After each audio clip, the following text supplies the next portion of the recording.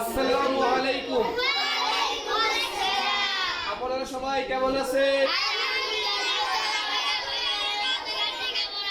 আলহামদুলিল্লাহ, আল্লাহ তাআলা আমাকে খুবই ভালো রেখেছেন। আমরা এখন থেকে ধারাবাহিকভাবে মাদ পড়ব। কি করব?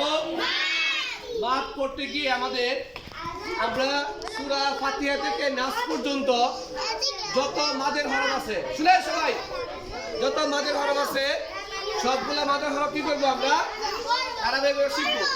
এর আগে আমরা আসুন জেনে নেই মাদ কাকে বলে। ঠিক আছে, সবাই বলেন। মা দত্ত টানিয়া পড়া, মা দত্ত টানিয়া পড়া। মাদের হরফ তিনটি, মাদের হরফ কয়টি? আলিফ, ওয়াও, ইয়া। আলিফ, আলিফ কি করতে হবে? তার আলিফ, ওয়াও, ইয়া। এখন যদি কেউ জিজ্ঞেস করে মাদ কাকে বলে, এটা কি জানতে হবে না? বলেন। হরকতের উচ্চারণ টানিয়া পড়াকে মাদ বলে।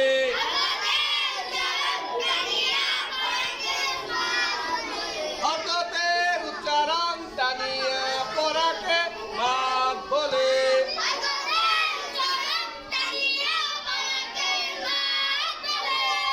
মাদ দত্ত টানিয়া পড়া, মাদ দত্ত টানিয়া পড়া,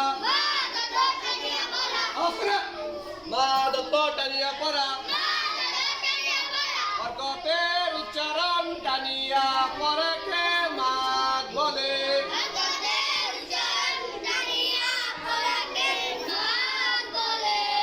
মাদের হরফ তিনটি, আলিফ, ওয়াও, ইয়া। মাদের হরফ তিনটি, মাদের হরফ কয়টি? মাদের হরফ কয়টি? মা দত্ত টানিয়া পড়া,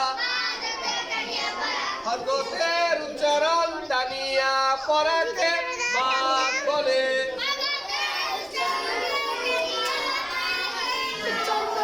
মাদের হরফ তিনটি, মাদের হরফ কয়টি? আলিফ, ওয়াও, ইয়া। আপনি আসেন, আপনি আসেন, আপনি আসেন, আসেন, আসেন। বলেন, দাঁড়ায় বলেন, দাঁড়ায় বলেন, বলেন।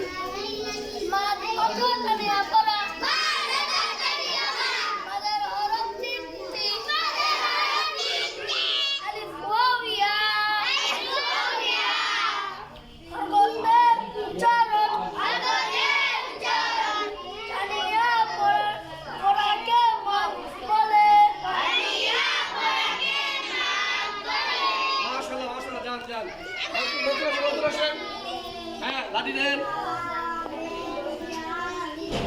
হ্যাঁ, সবাই পড়ান।